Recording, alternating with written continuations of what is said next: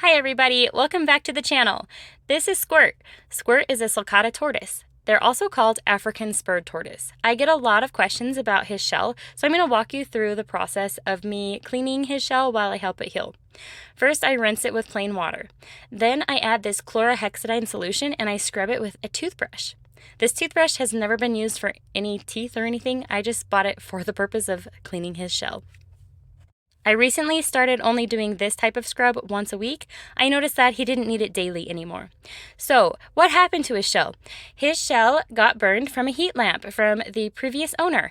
And I want to say it's not the previous owner's fault. It was a total accident, and the previous owner is actually a great animal keeper. So, no hate for the previous owner. It was just a total accident. So, after he gets this rinse and scrub with an antibacterial, we let him soak in water for 30 minutes, and this helps him to not be dehydrated and is just really good for all tortoises and turtles. Next, I apply iodine after his shell has dried fully. I only apply the iodine on the burn area. This is repticalcium, and I put it on his lettuce. Today I'm giving him kale, celery, and cucumber. I usually add alfalfa hay, but I just didn't have it in the bathroom. So I spray it and water it down. I feel like that would be more palatable if I was a tortoise. Then I let him eat his snack. And so Squirt has kind of a cool backstory here on Hume's Little Homestead. When Ryan and I were first married, we bought this tortoise. And so this tortoise is 15 years old, and we actually bought him from a pet store when he was a little bit bigger than the palm of my hand.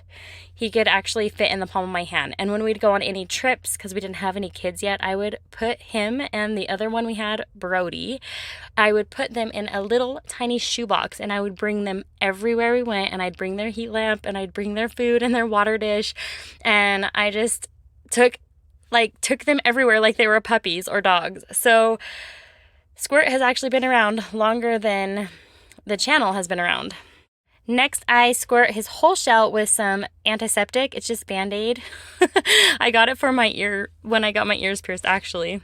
The next thing you saw me spray on was silver honey, and the last thing I'm putting is tortoise shell saver. Back to Squirt's story. So we had Squirt and the other tortoise for about 3 years, and then we had Caden, Levi, and I was pregnant with Haley, and I just could not care for two tortoises the way they needed to be cared for. He has lived with that friend for the last 12 years, and that is how we got Squirt back on Hume's Little Homestead.